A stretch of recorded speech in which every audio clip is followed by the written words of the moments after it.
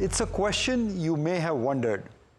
Who is the best investor out of India over the last 40 years? Not merely the one who has made the most amount of money, but the one whose ideas, insights, and influence have been stamped on the market and market men. Well, it's my great pleasure to have in studio today a man even old-timers call an investor's investor. Hello, everyone, and welcome to a new episode of Icons. I'm your host, Ramesh Damani. He is an IIT-trained chemical engineer who found he enjoyed common stocks more than a chain reaction. He is a Stern School New York MBA who decided that his Karm Bhumi was not Wall Street, but Dalal Street. He was a passionate India bull way before the term became popular. Intellectual, intuitive, imaginative, and of course, iconic are some of the adjectives used to describe him. The ability to see patterns, important through this whole sort of mosaic of scattered data points. I was watching Dhoni, and I'm conversing with him. The ball, there's a television there, the camera, someone's bowling. He would see the ball, and he'd say, "Ye 4 hone wala, 6, out, out, out." I visited the bathroom of every company I visited. You famously mentioned that, yes. Kung Fu. Peace, evolution, enlightenment. Brij Mohan Lal Munjal. Legend. Madhav Dhar. Visionary, high energy, great leader of people. Your favorite city in the whole world? Mumbai, Really? Your ultimate comfort food? I'd say a dosa. Please help me welcome from Sethi Capital, Vinod Sethi. Vinod, thank you so much for joining us. Thank you, Ramesh. Very kind of you to use those poetic words. I've always admired you, Vinod, but That's nice. Yeah. let's go back to your start. When life starts, it doesn't come with a manual, but it comes with a mom. How important was mom in your life, and what did she teach you? Mom was very important. I'd say my only hero is my mother. Really? Yeah. So, and more so because She was a single mom. yeah. So I lost my father very early. So my mother really brought me up. But more than that, I think I learned. I mean, the core anchors, if you will, were all my mother's. Can you give me some example of some lessons she taught you when you were young that still resonated with you or still does resonate with you? Well, one was always be honest, always be in the usual stuff. She lived it. But I think more than that, I learned courage from her. Because she lost her husband very early. She must have been 28 or 29. And, you know, the tough times. But she faced it. And I was a witness to that every day. So to me, courage is not something you read about or watch in a film. It's something I was living every day. And so even if I have a tough day, I just have to think of my mother. And that's, so she was in a way Durga in that sense. Right. But courage is always listening to your inner voice. Yes. And knowing that the universe, your trust in the universe takes care of courage, takes care of stress, takes care of many things. So you either believe that the universe is against you and unless you fight your way through, nothing's going to happen in your life, or if you feel that the universe is a force that is alive and kicking and very much acting in your interest, if you wish it to. Once you have that, then it's okay. Then courage comes naturally. Then, you know, stress disappears. Because stress fundamentally starts with the distrust of the universe. So you believed in the universe. You know, Mark Twain, the American humorist, once said that never let schooling interfere with your education. Formal education is not something, it didn't teach you everything. What did it not teach you that you find important in your career? I think the origins of education go back to the capitalist system. Let's go to the roots. So much of what we do today is a function of what capitalism wanted out of you. So education was to The linear progression. A linear progression, that you just, walk the path. And to sort of also, instill, take away a little wild side, if you will. And, you just go through a system. I'm not saying it's good or bad, but it has its limitations. It's not enough. It's not enough. Okay. It's a necessary but not a sufficient condition. Because it doesn't teach you risk-taking, it doesn't teach you leadership, it doesn't teach you how to manage stress, it doesn't teach you the benefits of yoga, many other things. Listening. Listening, very important. And so life is really your teacher. School is a facilitator in terms of getting you up to, some concepts and all of that. But to believe that school will make you is a tall ask. You famously said that instead of working at Morgan Stanley, you were educating yourself at Morgan Stanley. Yes. Is that the way you saw it? Yes, I treated Morgan Stanley as a university. It really was.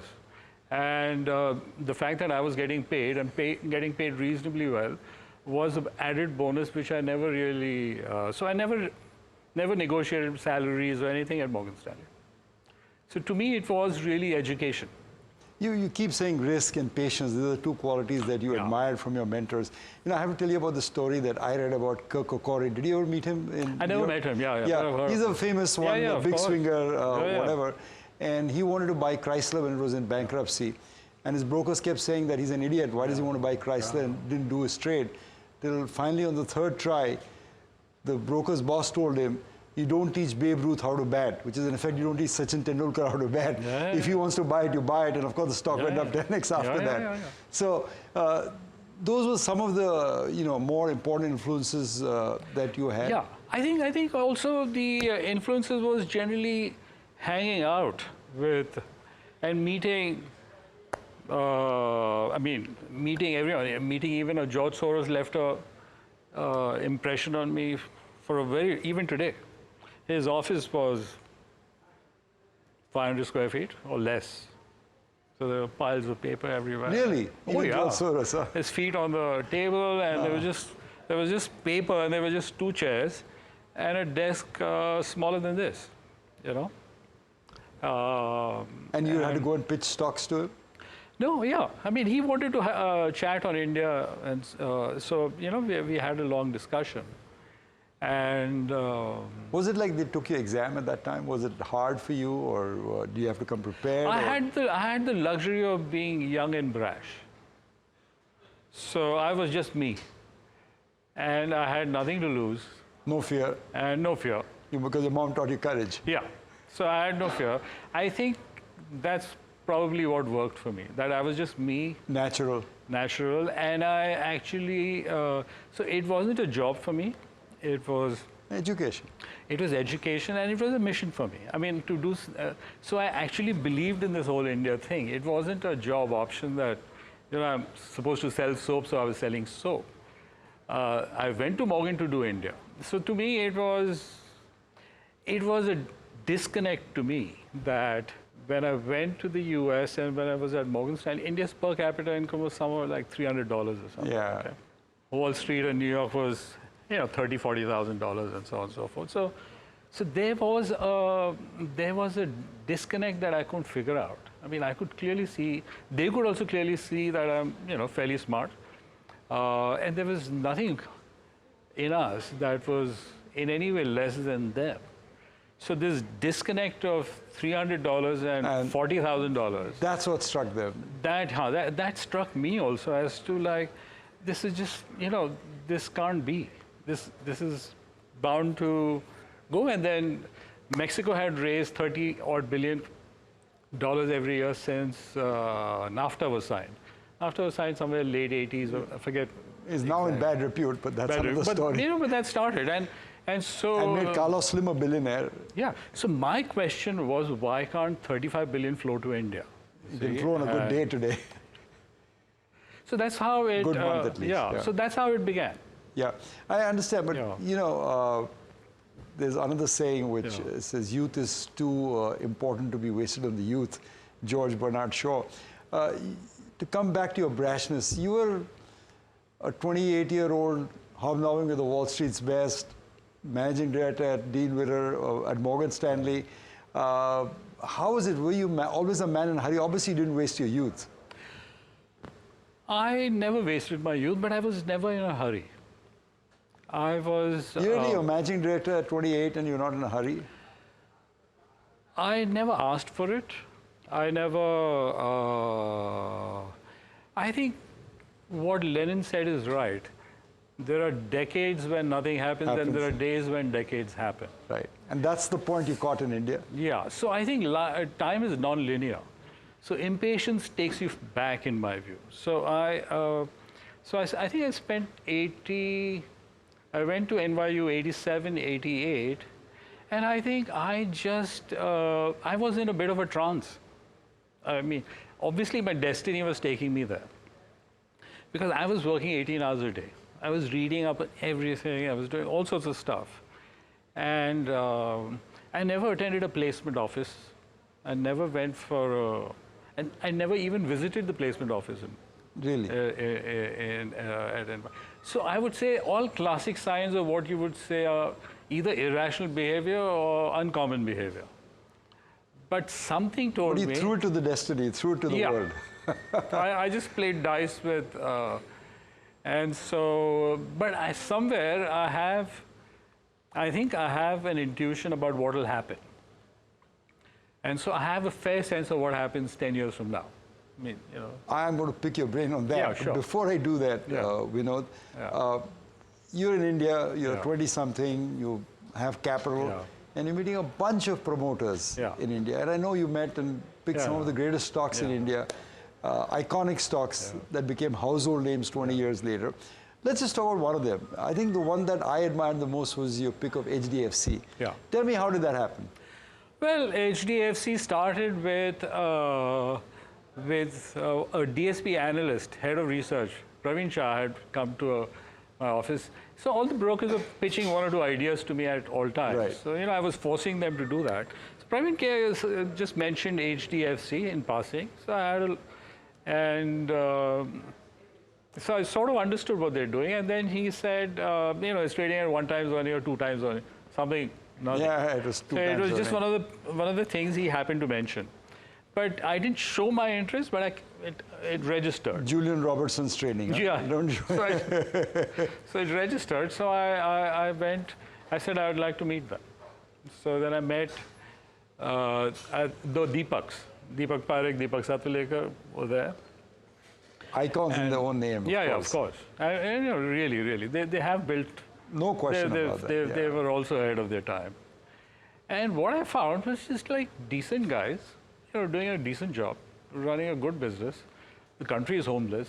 In a country where 90% of the people don't have mortgages. That's right. So, and your entry... Homeless. That's a well put. and you're basically getting it at 1 times earnings. So then so it was a bit of a disconnect for me. So then I studied Fannie Mae, Freddie Mac. You know, that must have helped your US education. No, absolutely.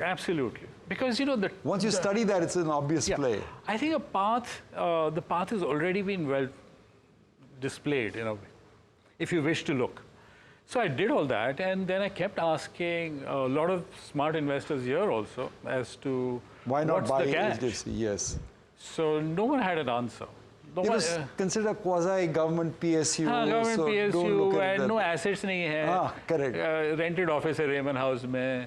All employees ही है. वो निकल गया. There's Finance nothing business. There's no residual value.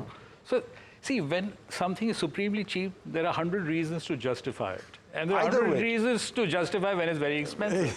So my job is to figure out what is a justification and what is a real analysis. You know, there's a saying that says that, you know, that the golden rule is that person who has the gold makes the rule. Indians always had a love affair with hard assets, right? Yeah. And you found that chink in the armor, and that's... Basically, that was a chink in the armor. And you used that to build a position in so many IT companies. That's right. HDFC, all the intellectual property. Because they were just disregarded. They weren't understood, so they were priced and very that cheaply. process is still continuing. If you see domestic investments coming into the equity market now, for instance, In America, financial equity is about 42% of the financial assets of the average American family. And in India is what, 8, Is 10%? much lesser, possibly. Yeah. So that process is, so that love affair of hard assets, gold, real estate is still not, the cycle is still a long way to go. I think half of Indian wealth is still in property. Yeah. Half is, the equity Yeah. maybe 5, 7%. Yeah. And that's after a great improvement over the last Yeah. 4 years. And that's a tragedy. I think investors missed a large rally in markets. The index was 700, now it's, 70,000. 80,000. 80,000, But yes. they are participating. This time at least. This time we are participating. So yeah. I think that cycle is beginning, and and if we go the American way in terms of equity exposure to Indian families, I think this has got a long way to go. You present yourself as a bon vivant, but Steve Jobs said his mantra in life was focus and simplicity. Yeah. You also believe in focus, don't you? Totally. And you had a very interesting story about how Dhoni taught you focus. Tell me about that story. Oh yes. So once I was at he's obviously with the Chennai Super Kings, and so I'm a member of the Madras Club in Chennai, and I happened to be in a bar, which I actually don't drink, but I happened to be in the bar because they had a big screen there and so on and so forth. So I was all alone sitting there, like in the studio. And Dhoni walks in Dhoni with Krishnamachari Srikanth. But so there was no one else, so I asked him to sit on my table. So I figured that I'll say hello and it'll be gone in 15 minutes. But there was a match beginning at that time, and they wanted to see the match. I thought it'll get over in half an hour, maybe 1 hour. But then something happened, which is I was watching Dhoni, and I'm conversing with him. The ball, there's a television there, the camera, someone's bowling. He would see the ball and he'd say, "A 4 hone wala hai, 6, out, LBW, offside." Constantly, every ball. Every ball he had a forecast. Focus. And he was forecasting he learns with every ball. And I was amazed that on the television I can't see anything about a ball, but he could see so much. So then I said, I'm not leaving. I'm watching this guy. Spellbound. Yeah. So I was watching this guy, and I'd say he was right 70 to 75% of the time. Really? Yeah.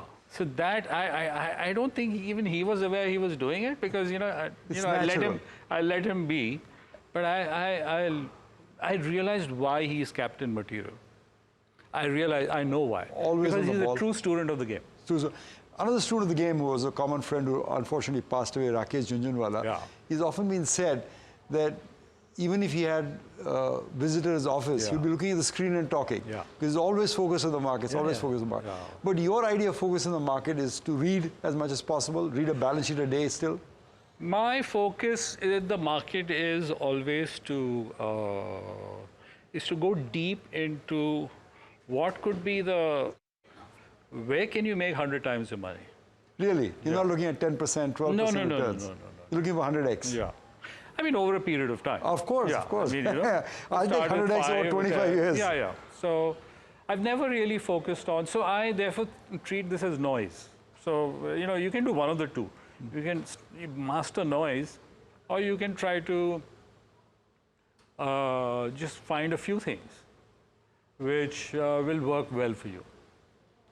So that requires a different type of focus, where you declutter your mind, you cut the noise out.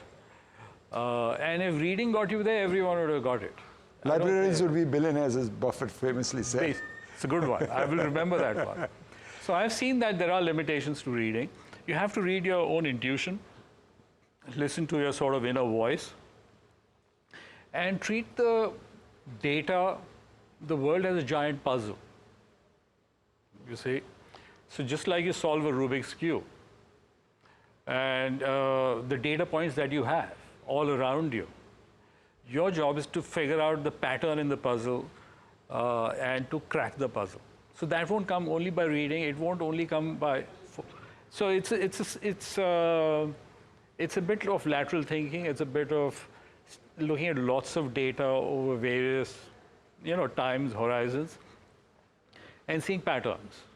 So for that, you need to be watching. You have to be walking. You have to be traveling, you have to meet people. You know, there's a whole lots There's of not stuff. a single data point. Yeah, there's no one book that Is will the capture. bathroom clean? Are No. they good to the employees? And everything is part of that mosaic. Everything tells. I've visited the bathroom of every company I visited. You famously mentioned that, yes.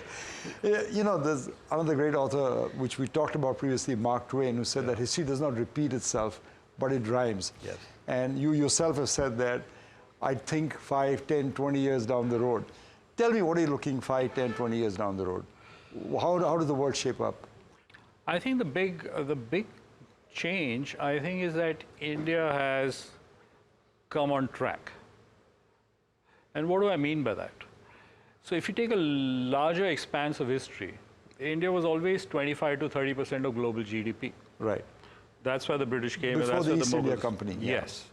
And the British brought it down to 3 or 4% in a couple of centuries. Colonial exploitation, as they call it. Absolutely, absolutely. And you know, people just don't look at facts. If you just look at the fact when the British came in, we were 26% of world GDP and we became 3 or 4%. You don't need to know more. Yeah. So the Indian Renaissance is, I think, begins 150, 200 years ago. And 100 years before independence, anyway. Yes, very much. And so I think that process is just come on track. So I basically think the long picture is that we're going back to 25% of world GDP. So just that is one. You don't drink, but the bulls are raising a glass to you if you go back to 25%. I'm naturally high. So, You're naturally high. Yeah, go ahead, please. yeah, Sorry. so I think that is one. And I think now when you look at it from other aspects too, we think that we took the slow road, maybe. Asia took the fast road. So let's say China, let's say Japan, let's say Korea, Taiwan, and so on and so forth. But look what has happened. The fertility rate in Korea now is 0.7%, lowest in the world. Demographic disasters. So in a generation, Korea basically extinguishes itself. And so does Tokyo, Japan. Japan, China. So for one generation to have cars and refrigerators, you sort of torpedoed a civilization. Okay. So India, in a sense, is possibly the only one through all the chaos. You know, we had population control, we had Sanjay Gandhi, we had Indira Gandhi, we had all sorts of stuff. There's all sort of noise. Okay. But at the end of the day, we are close to 2%. So I think we're going back, and the signs are everywhere. So would you think there'll be a tripod, India, China, and America, or China would be out of the picture? I think China will be out of the picture. So it'll be just America and India, perhaps, in the new world order? Possibly. That's a great insight. I mean, it's just absolutely fabulous insight. One more insight St. Francis of Assisi had. He said that it is in giving that we receive.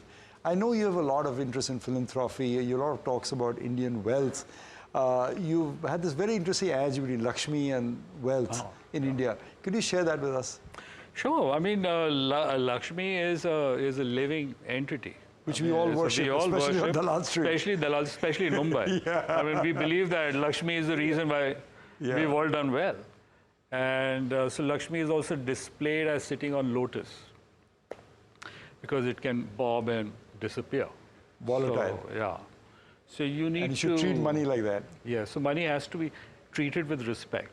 But that has always been the Indian tradition. So I think it was Hun Sang, one of the historians, had written about India when he visited, I think 7th, 8th century or whatever. So it's worth reading what he wrote. He said that he didn't find any place where food was being sold. Really? Yeah. He saw no place where meat was being sold, which to a foreigner sounded, He also said that in every town, the wealthy ran the equivalent of community centers or ashrams or whatever you may want to call it. And the competition among the elite was who ran a better community center.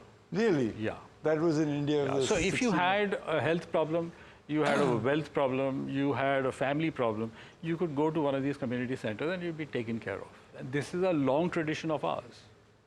Philanthropy, giving back. Yeah. And worshipping Lakshmi, but not for the sake of material goods. Yeah. Giving, the process begins with giving, actually. I think, I'd say one of the reasons for the for the Tatas are still around and are still doing very well is basically because there's a complete circle there. There is. So there is Most as much admired group. interest in giving as in taking. So both are done with fullest zeal. Before I let you go, Yeah. I'm going to ask you to Yeah. give me a few more nuggets of wisdom. I love doing a rapid fire round. Sure. I'm going to do a rapid fire with Okay. you. Let's see what you come up with. Okay. Kung Fu, Peace, evolution, enlightenment. Brijmohan Lal Munjal. Legend. Why? Started the company at 69, Hero Honda. At 69. And totally focused. He sat in the same office, same chair, same secretary, same television set, when his market cap was 10 crores, 20 crores, 200 crores, 2,000 crores, 20,000 crores, 2 lakh crores. One of the great promoters out of India for Yes. Hero Honda at that time. Madhav Dhar. I would say visionary, high energy, a great leader of people. And his dad was actually one of Indira Gandhi's socialists. Yes. And he was the ultimate dad, capitalist out there. Your favorite city in the whole world? Mumbai. Really? Your ultimate comfort food? Good one. I'd say a dosa. Okay. You can invite any 3 companions for dinner. They just have to be alive. Who would you choose? Who are the 3 people you'd ask? I'd choose Osho. I'd choose Raman Maharishi. I'd choose Max Planck. The one who won the Nobel Prize in For quantum physics, mechanics. For quantum Yeah. mechanics out there. Great. He's the person who was the editor who selected Einstein's paper and thought it noteworthy. There's a Rumi blessing which says, what hurts you blesses you. The darkness is your candle. I can only thank you for illuminating the path for a generation of investors in India. Thank you for being a part of our show. Thank you so much for watching, and we'll see you soon on another episode of Icons.